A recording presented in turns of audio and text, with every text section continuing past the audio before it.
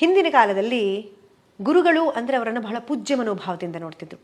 ನ ಗುರೋರ್ ಅಧಿಕಂ, ಗುರುವಿಗಿಂತಲೂ ಮಿಗಿಲಾದವರು ಈ ಭೂಮಿ ಮೇಲೆ ಮತ್ತೊಬ್ಬರಿಲ್ಲ. ಹರಿಹರಾದಿಗಳು ಮುನಿದರು ಗುರು ಒಲಿದು ಕಾಯ್ವ, ಗುರು ಮುನಿದರೆ ಹರಿಹರಾದಿಗಳು ಒಲಿಯರಯ್ಯ. ಯಾಕೆಂದರೆ ಮಾತೃದೇವೋಭವ, ಪಿತೃದೇವೋಭವ, ಆಚಾರ್ಯ ದೇವೋಭವ ಅಂತ ಗುರುಗಳನ್ನೇ ದೇವರು ಅಂತ ಪೂಜಿಸುವಂಥ ಕಾಲ ನಮ್ಮ ಕಾಲ. ಹಿಂದಿನ ಕಾಲದಲ್ಲಿ ಗುರುಗಳನ್ನು ರಸ್ತೆ ಮೇಲೆ ನೋಡಿದಾಗ ಅಂಜಲಿಬದ್ಧರಾಗಿ ನಿಂತು ಮಾತನಾಡ್ತಿದ್ರು. ಯಾಕೆ ಹೀಗೆ ನಿಂತು ಮಾತನಾಡ್ತಿದ್ರು ಅಂದರೆ, ಮಾತನಾಡುವ ರಭಸದಲ್ಲಿ ಎಂಜಲಿನ ಅಗಳಿನಾದರೂ ಗುರುಗಳ ಮೇಲೆ ಬಿದ್ದು ಹೋದರೆ ಆ ಪಾಪವನ್ನು ಕಳ್ಕೊಳ್ಳೋಕೆ ನಾನು ಎಲ್ಲಿ ಹೋಗ್ಲಪ್ಪ ಅಂತ ಹೇಳಿ ಅಂಜಲಿಬದ್ಧರಾಗಿ ನಿಂತು ಮಾತಾಡ್ತಿದ್ರು. ಈಗ ಹೀಗೆಲ್ಲ ಮಾತಾಡಲ್ಲ.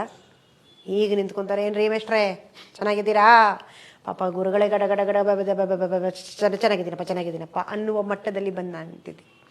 ರಾಮ ತಾನು ವಿದ್ಯಾಭ್ಯಾಸ ಮಾಡುತ್ತಿರುವಾಗ ಗುರುಗಳನ್ನ ಎಷ್ಟು ಆತ ಪೂಜನೀಯ ಭಾವದಲ್ಲಿ ನೋಡ್ತಿದ್ದ ಅಂದರೆ, ಇದನ್ನೆಲ್ಲ ನೋಡಿ ನಾವು ನಮ್ಮ ಮಕ್ಕಳಿಗೆ ಹೇಳ್ಕೊಡ್ಬೇಕು. ರಾಮ ಹೀಗಿದ್ದ, ನಾವು ಅವನಂತಿರಬೇಕು. ಈ ಪಾಠಗಳನ್ನೆಲ್ಲ ನಾವು ನಮ್ಮ ಮಕ್ಕಳಿಗೆ ಹೇಳ್ಕೊಡ್ಬೇಕು.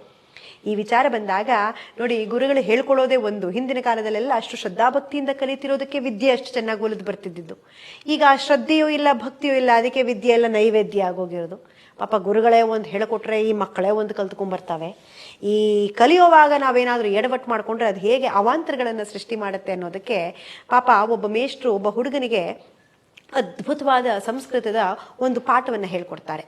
ಆ ಪಾಠ ಆ ಹುಡುಗನ ಬಾಯಲ್ಲಿ ಹೇಗೆ ಕೇಳಿಸುತ್ತೆ ಅನ್ನೋದನ್ನ ಮೊದಲು ಹೇಳಿಬಿಡ್ತೀನಿ. ಅದಾದ್ಮೇಲೆ ಗುರುಗಳೇನು ಹೇಳ್ಕೊಟ್ರು ಅನ್ನೋದನ್ನ ಕೇಳೋಣ. ಬೆಟ್ಟದ ತಪ್ಪಲಿನಲ್ಲಿ ಶಿಲೆ, ಬೆಟ್ಟದ ತಪ್ಪಲಿನಲ್ಲಿ ಶಿಲೆ ಪಾಲ್ಕರಿಯಲ್, ಪಶು ಶಿಶುವನೆರಲ್, ನಾರಿ ವೇದವನೋದಲ್, ಬ್ರಾಹ್ಮಣ ಕಾಗೆಯ ಮಾಂಸವ ತಿನ್ನಲ್. ಇದು ಎಷ್ಟು ಅಪಾರ್ಥ ಬರುವಂಥ ವಿಚಾರ. ಇದನ್ನ ನೋಡಿ ಪಾಪ ಗುರುಗಳೇ ತಬ್ಬಿಪ್ಪಾಗ್ಬಿಟ್ರಂತೆಲ್ಲೋ, ನಾನೇನೋ ಹೇಳ್ಕೊಟ್ಟೆ, ನೀನೇನೋ ಕಲ್ತಿದ್ಯಾ, ಮೇಷ್ಟ್ರೆ ನೀವು ಹೇಳ್ಕೊಟ್ಟಿರೋದೇ ಹಿಂಗೆ ಅಂತ. ಇಲ್ಲಪ್ಪ ಬಾಪ್ಪ ಹೇಳ್ಕೊಡ್ತೀನಿ ಅಂತ ಅದನ್ನು ಗುರುಗಳಾದಂಥವ್ರು ತಿದ್ದಿ ಹೇಳ್ತಾರಂತೆ. ಅಪ್ಪ, ಅದು ಬೆಟ್ಟದ ತಪ್ಪಲಿನಲ್ಲಿ ಶಿಲೆ ಪಾಲ್ಕರಿಯಲ್ಲ, ಬೆಟ್ಟದ ತಪ್ಪಲಿನಲ್ಲಿ ಶಿಲೆ, ಪಾಲ್ಕರಿಯಲ್ ಪಶು, ಶಿಶುವನೆರಲ್ ನಾರಿ, ವೇದವನೋದಲ್ ಬ್ರಾಹ್ಮಣ, ಕಾಗೆ ಮಾಂಸವ ತಿನ್ನಲ್.